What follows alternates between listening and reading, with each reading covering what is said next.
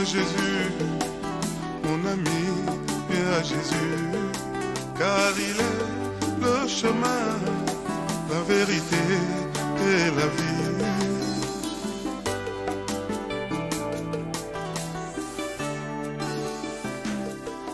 Mon ami, viens à Jésus. Bonjour, je vous salue dans le beau nom de Jésus, vous qui allez regarder cette vidéo, cet enregistrement. Je me suis proposé de faire un exposé sur ce thème que j'ai intitulé « Décomplexer la mentalité des chrétiens noirs ». Bon, spécifiquement, je parle des chrétiens noirs. J'aurais voulu parler aussi de tous les chrétiens qui se sentent complexés par rapport à tout ce qui se dit dans la Bible. Parce qu'il y a bien des chrétiens blancs qui se disent que ce n'est pas normal. Quand ils lisent la Bible, ils se rendent compte qu'il y a bien des Africains dans la Bible et qui ont joué d'un grand rôle, mais qui ne comprennent pas qu'on puisse présenter ces gens comme étant des blancs. Alors, tous ces gens-là doivent être décomplexés. C'est pour cela que Jésus-Christ, quand il parlait à ses disciples et à tous qui voulaient l'entendre, il leur disait que vous connaîtrez la vérité, il parlait aux Juifs, vous connaîtrez la vérité et la vérité vous affranchira. C'est dans le livre de Jean chapitre 8, verset 32. Mais il disait aussi dans le verset 36 que si donc le Fils vous affranchit, vous serez réellement libre. Vous voyez, mais affranchir de quoi? On ne peut être affranchi que par rapport à une situation qui nous entrave, par rapport à des chaînes qui nous retiennent, par rapport à une mentalité qui est complètement brisée et qui nous empêche d'avancer. Et donc, en fait, c'est l'emprisonnement de mentalité qui fait que nous soyons dans une faiblesse, par exemple, spirituelle, et peut-être une faiblesse tout court. Alors, il dit que vous connaîtrez la vérité. Et donc, si la vérité n'est pas connue, nous restons dans cette dépendance, dans cette situation d'esclave mental ou spirituel. Vous voyez? Et donc, il dit que quand vous allez faire vos recherches, quand vous allez découvrir la vérité, vous serez affranchis.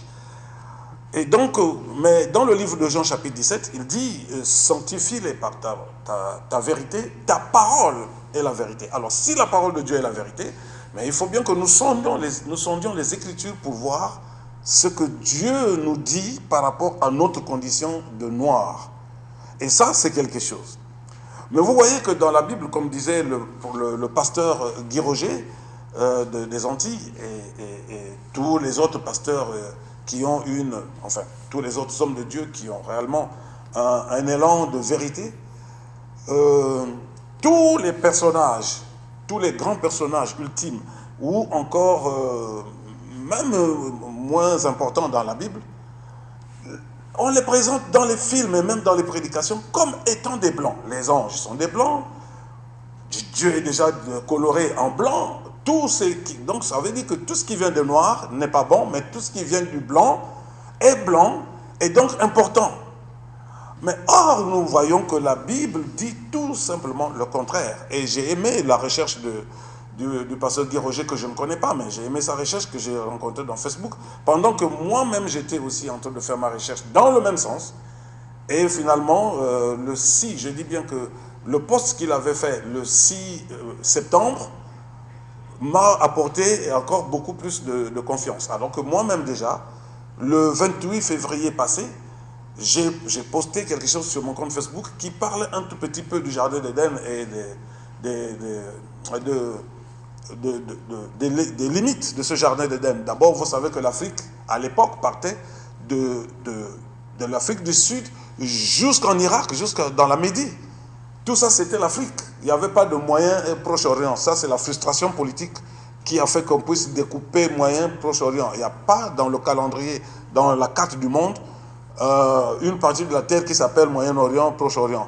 Ça, c'est quelque chose de récent. C'est la frustration, tout simplement, quand les autres ont vu que le noir occupait toute cette partie de la terre. Ils se sont dit, non, il faut découper parce que un gars comme Nimrod, fils de Couch, a fait de grandes choses dans cette zone d'Irak, de la Médie et même de l'Iran. Vous voyez, c'est ça le problème. Un noir. Donc, qu'est-ce que vous pouvez comprendre finalement? Alors pour connaître la vérité, il faut que nous étudions la parole, nous la lisons, ok, mais il faut que nous la sondions, c'est-à-dire chercher à comprendre les Écritures, à les comparer, et nous pouvons arriver à saisir cette vérité.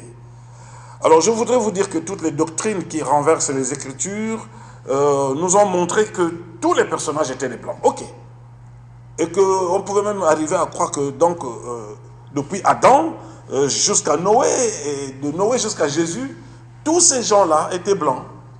Nous avons vu déjà des films où on nous montre un Adam blanc avec une Ève blanche dans le jardin d'Éden, ce qui n'est que faux.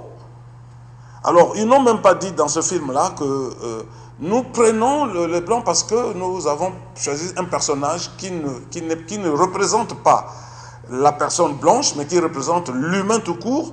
Mais non, ils l'ont représenté comme blanc. Donc, Adam est présenté comme blanc, Ève est présentée comme blanche. Ce qui est faux. Dieu a placé Adam et Ève dans un endroit, nous allons parler, dans un endroit de l'Afrique centrale. C'est très clair. Donc, vous comprenez, c'est pourquoi, quand on nous dit « vous connaîtrez la vérité vous affranchira », évidemment, c'est ce sujet-là qui va d'abord nous intéresser aussi, hein, ce sujet de la vérité. Bon, nous n'allons pas aborder ça aujourd'hui, on en fera peut-être un autre exposé prochainement.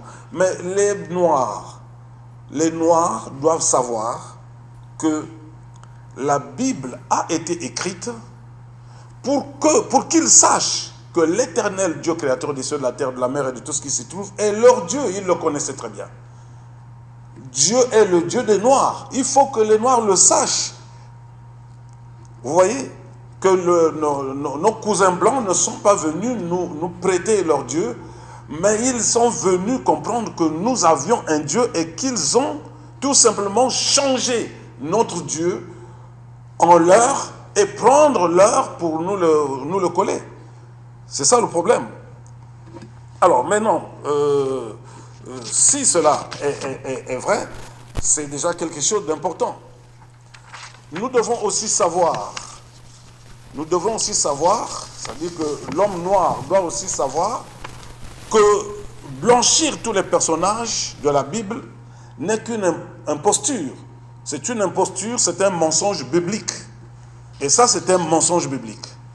Dieu a placé Adam et Ève en Afrique centrale, dans les pays des Grands Lacs. Et si vous poussez la recherche, vous allez voir qu'ils étaient placés du côté du Congo démocratique, du Congo, aujourd'hui la RDC, Congo démocratique, dans cette zone des pays des Grands Lacs. Vous voyez. Et ils ont vécu là. C'est une zone où vous voyez, il y a une multitude de lacs qui ne sont pas des petits lacs, mais c'est des grands lacs.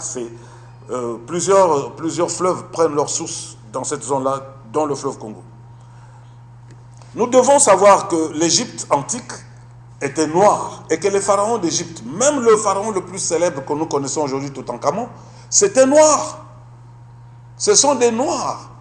Vous pouvez vous imaginer, par exemple, le théorème de Thalès que nous a fait étudier, ou bien le théorème de Pythagore que nous a fait étudier à l'école.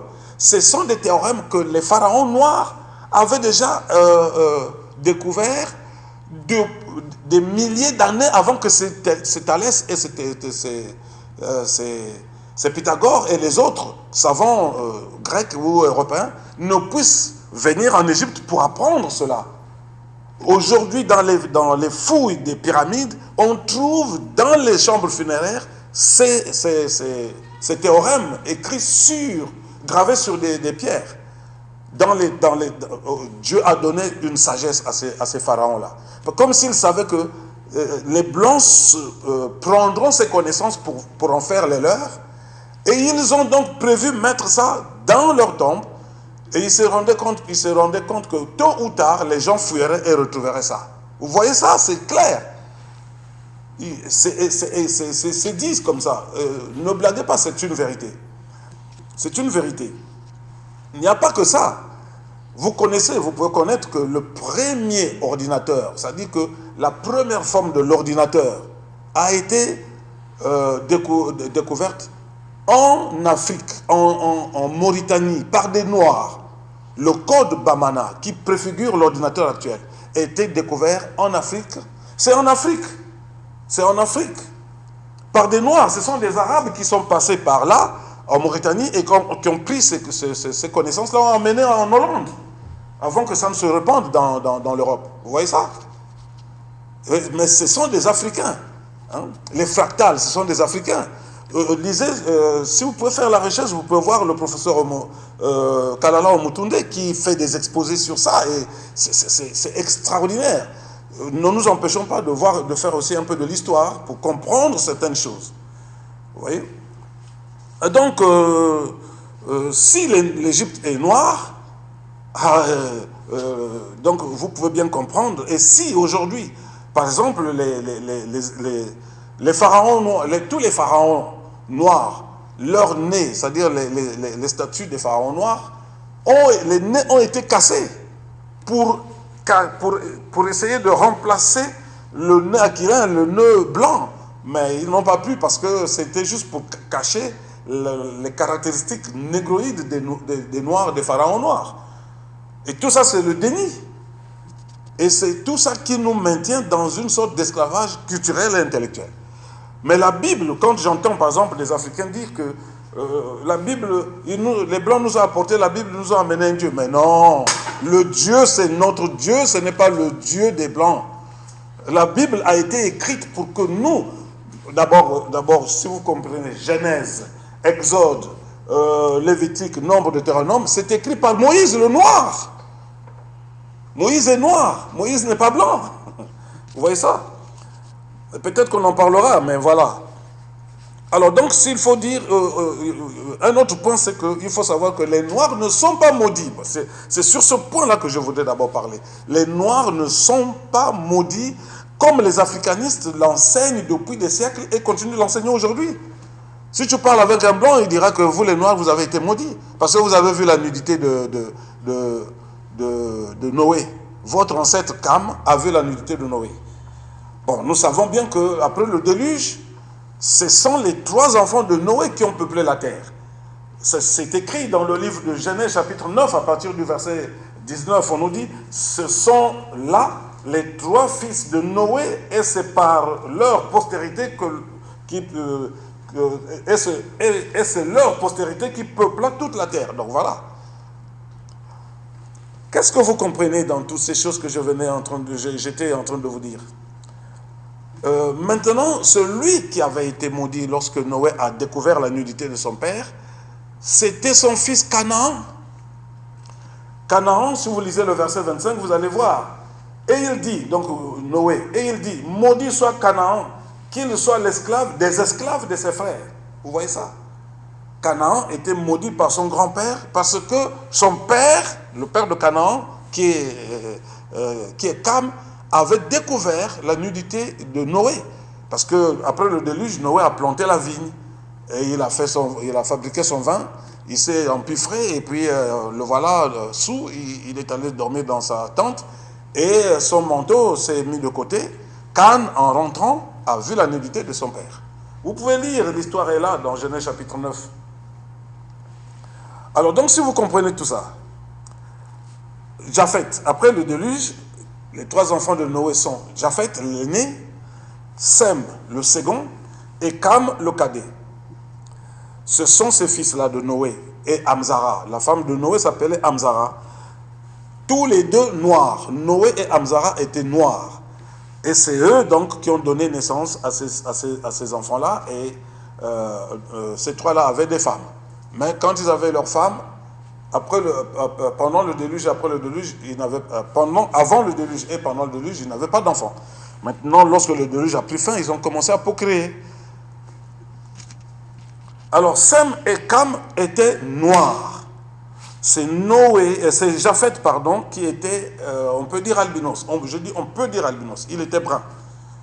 Et donc, c'est Japheth, l'aîné, qui était brun, sinon très brun. Alors, nous allons nous intéresser d'abord donc à ce Cam-là. Hein? Regardons un peu. C'est ce que je venais de vous dire, qu'ayant vu la nudité de son père, notre ami Cam avait donc finalement attirer la malédiction sur sa descendance. Et pas toute la descendance, mais uniquement sur Canaan. C'est cela qu'il faut dire. Et vous pouvez, nous l'avons déjà lu. Mais parlons d'abord des enfants de Cam. Qui sont les enfants de Cam avant de s'intéresser à Noé, à Canaan? Voici les fils de Cam. Il y a Cush, retenez bien ce nom, Cush. Il y a Mitzraïm, retenez aussi. Il y a Pout, vous pouvez retenir. Et il y a Canaan. Voilà les 4 premiers que la Bible nous présente. Mais si vous lisez l'histoire de Cush, il faut repartir en Genèse chapitre 2, à partir du verset 13. Vous allez voir que le pays que Cush a peuplé s'appelait d'abord le pays de Cush. Le pays de Cush, c'est l'Éthiopie. Cush, c'est l'Éthiopie. Cush a peuplé l'Éthiopie. Et l'Éthiopie, c'était depuis, à l'époque, ça prenait, avant que ça ne soit même la Nubie, le Soudan, ça prenait d'abord l'Éthiopie actuelle et ça englobait tous les pays de l'Afrique centrale, les pays des Grands Lacs, pardon, je voulais dire les pays des Grands Lacs, les pays de l'Afrique centrale jusqu'au niveau de la côte de l'océan Atlantique. Tous ces pays-là, c'était les pays peuplés par Cush. Et ces pays-là, les habitants de ce pays-là s'appelaient des Éthiopiens. Ils ne s'appelaient pas des Bantous, ils s'appelaient des Éthiopiens. Mais dans leur langue, Muntu, Bantou, etc., c'était pour désigner l'individu. Vous voyez. Et la frustration est venue encore pour dire que non, les Bantous sont différents des Éthiopiens. Mais si par exemple, le noir était maudit, pourquoi l'Éthiopie n'était pas esclavagisée? L'Éthiopie n'a jamais été conquis. Aucune armée n'a conquis l'Éthiopie. Vous voyez? L'Éthiopie actuelle, je dis. Donc, dans l'ancien, au commencement, l'Éthiopie prenait toute cette partie de l'Afrique centrale. Et l'un des fils de Cush, qui s'appelait Avila, celui qui a peuplé à partir de la Corne d'Afrique jusqu'en Afrique du Sud. Vous voyez ça? Donc il faut bien que nous comprenions ça, nous les Noirs. On doit comprendre toutes ces choses. Mitzraïm, je voudrais m'intéresser, on reviendra peut-être sur toutes ces choses, on reviendra. Mitzraïm, c'est celui qui a peuplé l'Égypte. Mitzraïm, la partie de l'Égypte. C'est Mitzraïm qui a peuplé l'Égypte et a donné son nom à l'Égypte à l'époque, qui était devenue l'Égypte. L'Égypte s'appelait d'abord Mitzraïm. Pout a peuplé la Libye et la Cyrénaïque. Et même les autres pays du Maghreb. C'était des pays noirs. Hein? Avant l'arrivée des Arabes ou des Romains, c'était des pays noirs. Il faut bien que nous le comprenions. C'est des Noirs qui habitaient là-bas. Alors donc, si vous comprenez, maintenant Canaan.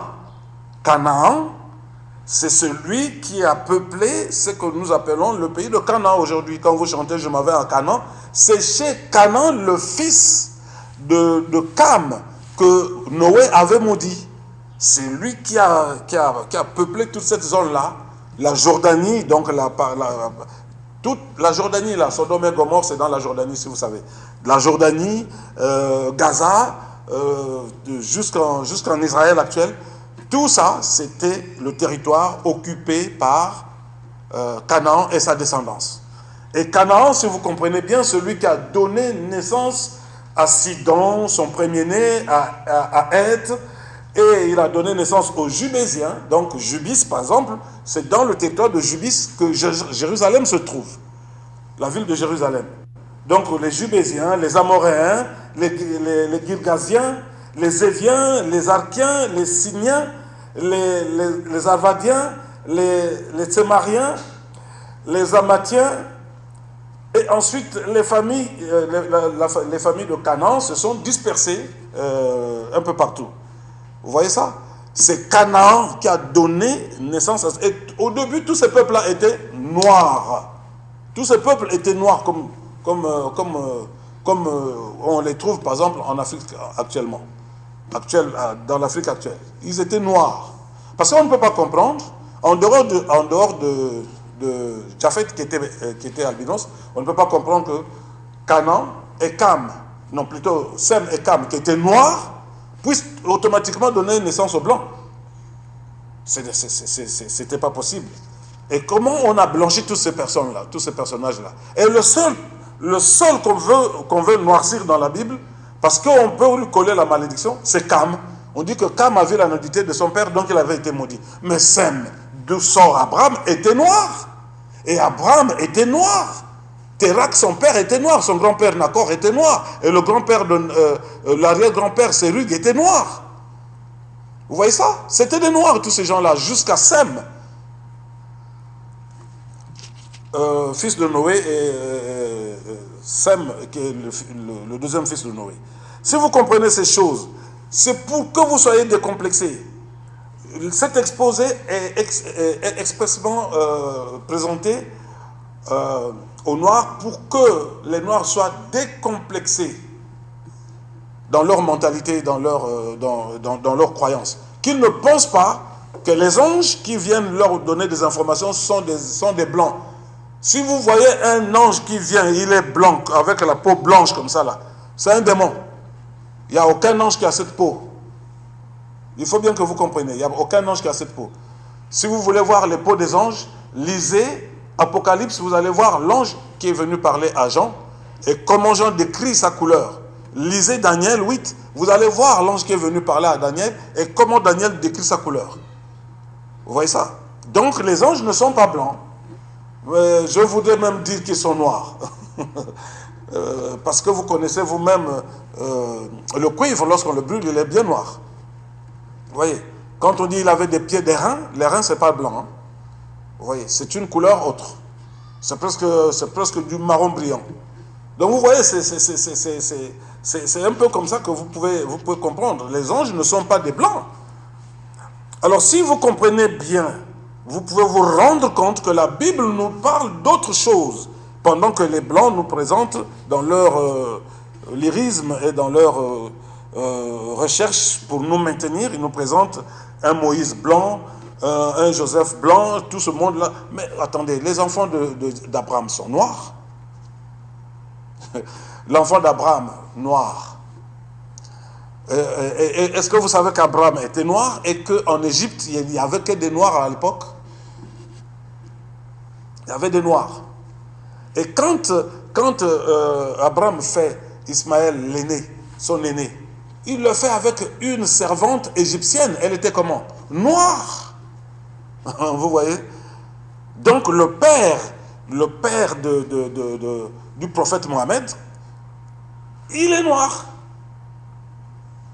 Ah oui, ça, il faut que vous le compreniez. Donc, ça ne veut rien enlever au prophète et à toute la croyance qui se fait dans cette religion-là. Parce qu'Abraham n'était pas blanc, Abraham était noir. La Bible nous montre ça. Et donc, Isaac, quand Isaac naît, vous pensez qu'Isaac était comment? Blanc? Mais Isaac était noir. Et Jacob qui vient d'Isaac, il était comment? Mais il était noir. Et Jacob qui est allé prendre les filles de son frère, de son oncle.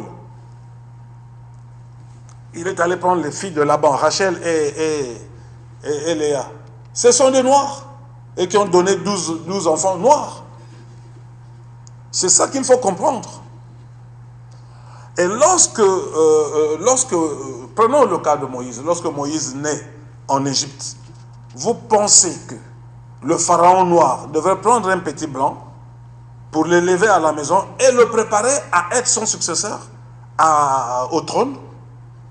Non, mais vous aussi, soyons sérieux. Le pharaon qui était là, qui considérait Moïse comme son fils, était noir. Et comme Moïse était noir, il était facile de le préparer à sa succession. Vous voyez ça? C'est ce que nous devons comprendre. C'est pour se décomplexer. Alors regardons par exemple, maintenant on continue, regardons les enfants de Couche. Couche, l'Éthiopien. Vous n'allez pas me dire que les Éthiopiens sont des blancs. Hein? Couche l'Éthiopien. Vous pouvez le lire dans le livre de Genèse chapitre 10 et commencer au verset 8, au verset 7, pardon. Le verset 7, on nous dit, les fils de Couche sont Saba, Avila, donc Avila qui a peuplé l'Afrique de l'Est, la côte de l'Afrique de l'Est jusqu'en Afrique australe, Avila, Sabda, Raïma, Sabteka, Raïma et Sabteka. Vous voyez, ce sont ceux-là, les fils de Couche. Maintenant, il y a un autre fils que Couche avait eu, le cinquième. C'est au verset 8. Couche engendra aussi Nimrod. C'est lui qui commença à être puissant sur la terre.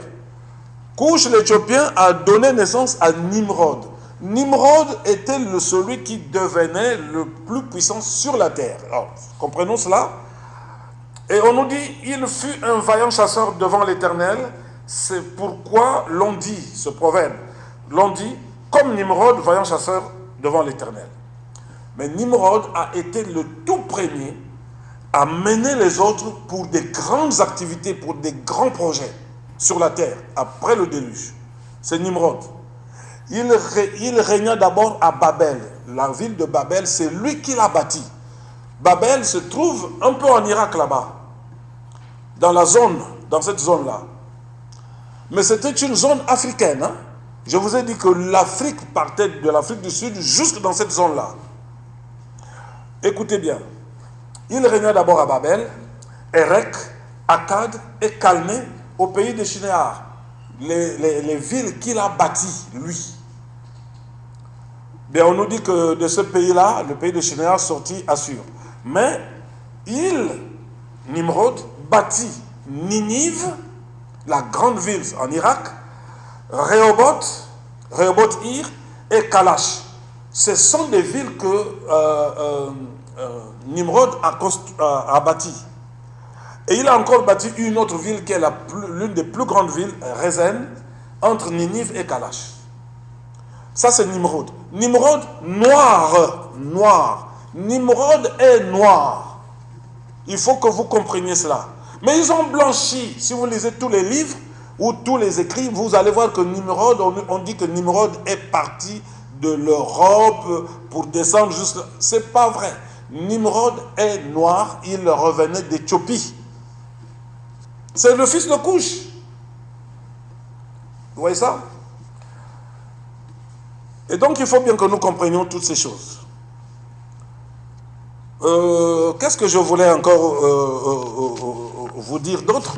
Alors, vous devez comprendre que notre Nimrod, c'était l'homme fort. C'est lui qui a dit on doit construire le plus grand bâtiment de l'époque qui devrait aller toucher le ciel, c'est-à-dire que c'était ce qu'on peut appeler aujourd'hui les gratte-ciel, c'était construit par Nimrod, l'Africain, ou le Noir. Nimrod, c'est écrit là. Alors, Babel, quand on dit la tour de Babel, on nous dit qu'ils avaient seulement une seule langue dans cette ville, et le peuple était là, et l'Éternel a vu qu'il faut qu'ils se dispersent, parce que l'objectif de l'Éternel, c'est que la terre soit occupée.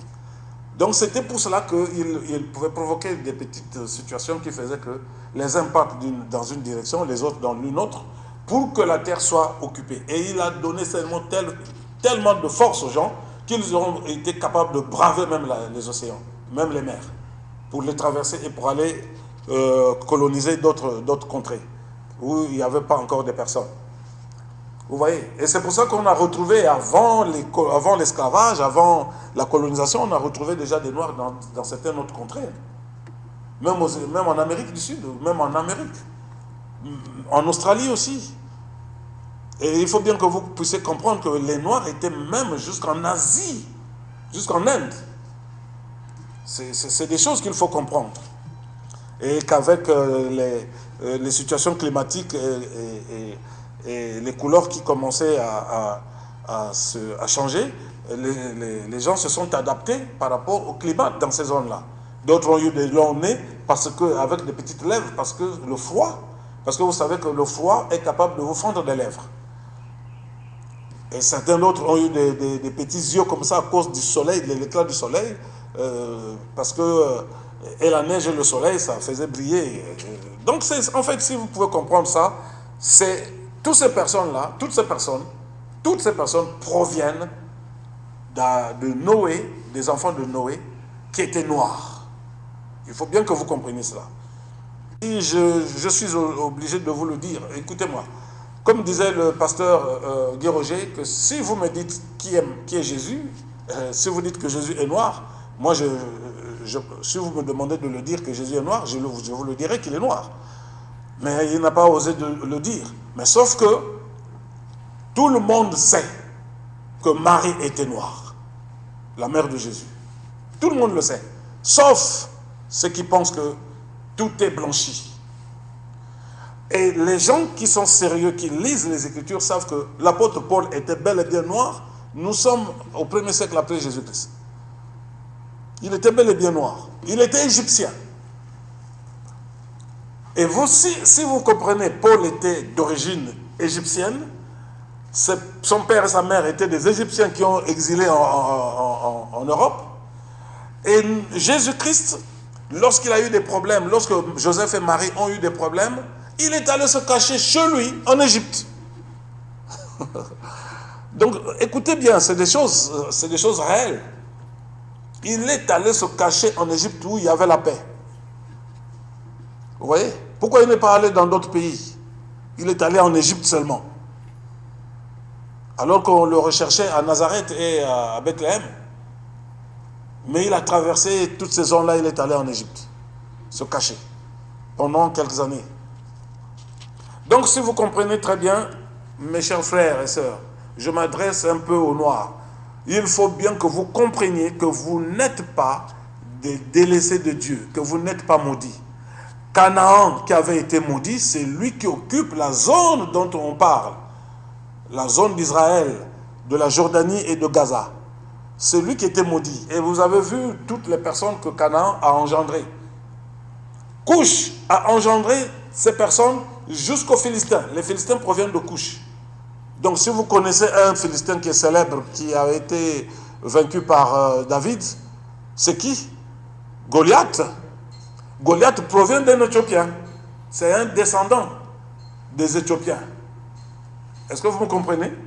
Il est descendant des autres. Mais vous pouvez lire ici, regardez, Mithraïm engendra les Ludim, les Amim, les Léabim, les Naphtuim, les Patruzim, les Kashluim, d'où sont sortis les Philistins et les Coptorim. Vous voyez? Donc c'est Mithraïm qui a donné naissance à ces gens-là. Mais Mithraïm, c'est l'Égypte. Donc, en fait, si vous comprenez bien, le Philistin Goliath est d'origine égyptienne, donc africaine. Vous voyez ça? Il faut bien que nous comprenions ce genre de choses. Tant que nous ne comprendrons pas ça, nous allons toujours avoir des images qu'on nous a fait miroiter, que Dieu est blanc, et que le diable est noir, et que le noir, donc c'est le diable, et le Dieu tout-puissant, comme il est blanc, donc il appartient au blanc. C'est une erreur monumentale, c'est faux. Dieu n'est pas blanc. Dieu n'est pas le Dieu des blancs. Comme disait le pasteur Guy Roger, si vous voyez derrière le trône de Dieu, c'est l'arc-en-ciel qui est là, et l'arc-en-ciel est multicolore. Vous voyez ça? L'arc-en-ciel est multicolore. Donc c'est pour cela que je voudrais vous dire, s'il vous plaît, que vous avez de raisons de dire à qui veut l'entendre que le Dieu créateur des cieux et de la terre, vous connaissez d'abord, et que c'est lui votre Dieu. Et que les autres sont venus pour l'usurper, pour le prendre et remplacer maintenant les dieux leur Dieu à eux, que nous pouvons apprendre aujourd'hui dans la plupart de leurs religions ésotériques. Vous voyez ça? Mais nous connaissions l'éternel Dieu, le Tout-Puissant, le Créateur des cieux et de la terre. Ça, celui-là, c'est le Dieu des Noirs. Alors, donc, si je peux continuer à vous dire que cet exposé que je venais de faire, c'est un exposé qui vous permet tout simplement de vous décomplexer. Je parle de ce mensonge biblique qui a été projeté, où on a blanchi toutes ces personnes-là qui sont de couleur noire. On leur a mis une peau blanche pour montrer que ce sont des blancs qui ont commencé avec le Dieu. C'est faux. Ils sont venus plutôt apprendre le Dieu en Afrique, le vrai Dieu. Ils sont venus le prendre, ils ont vu que l'Afrique connaissait toutes ces choses. C'est incroyable. Je vais vous parler de quelque chose. Il y a un grand musicien sénégalais qui est allé faire un concert, j'ai oublié son nom, je suis désolé. Il est allé faire un grand concert aux États-Unis avec son instrument qu'on appelle la kora, son instrument qui est fabriqué avec une base de calebasse et avec une tige comme ça, avec des fils, et qui joue très bien. Le monsieur a pris son instrument, il l'a mis dans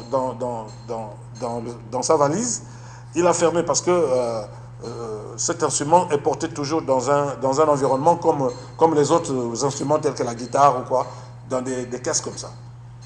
Mais en laissant rentrer son instrument, les gens aux États-Unis, hein, je ne sais pas dans quelle ville, ont vu cet instrument-là, ils l'ont cassé et ils ont refermé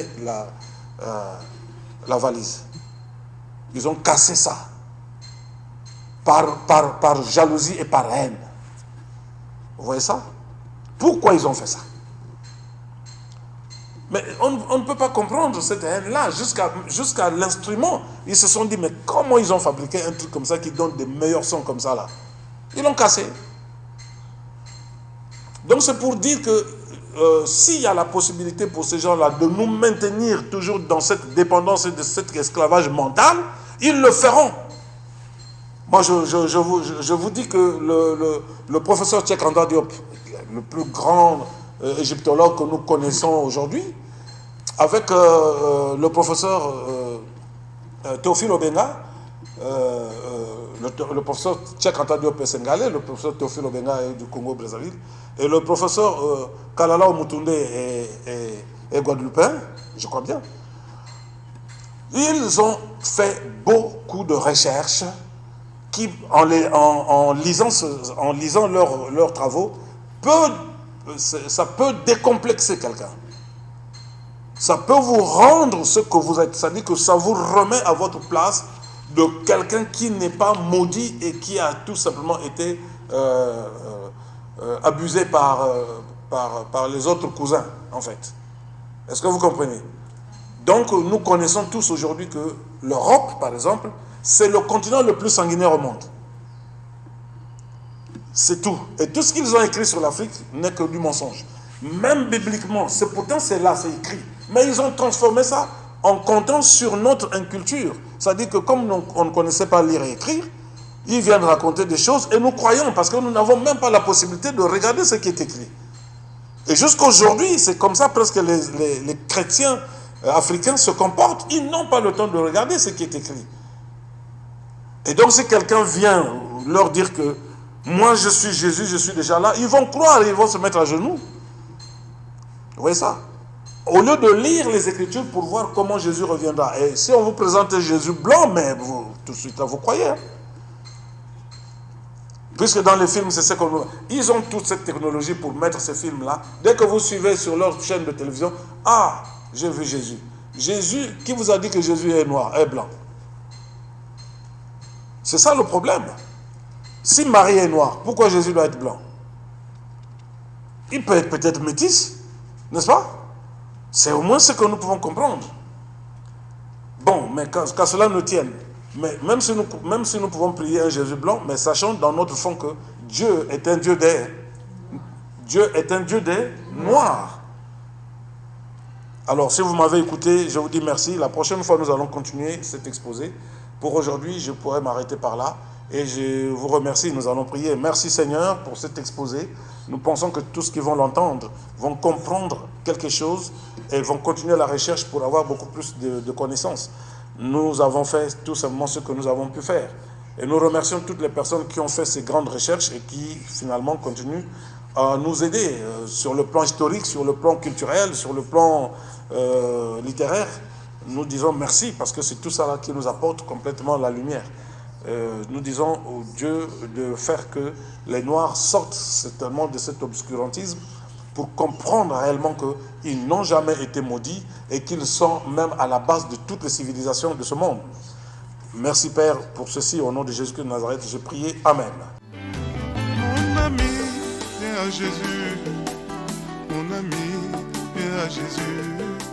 Car il est le chemin, la vérité et la vie.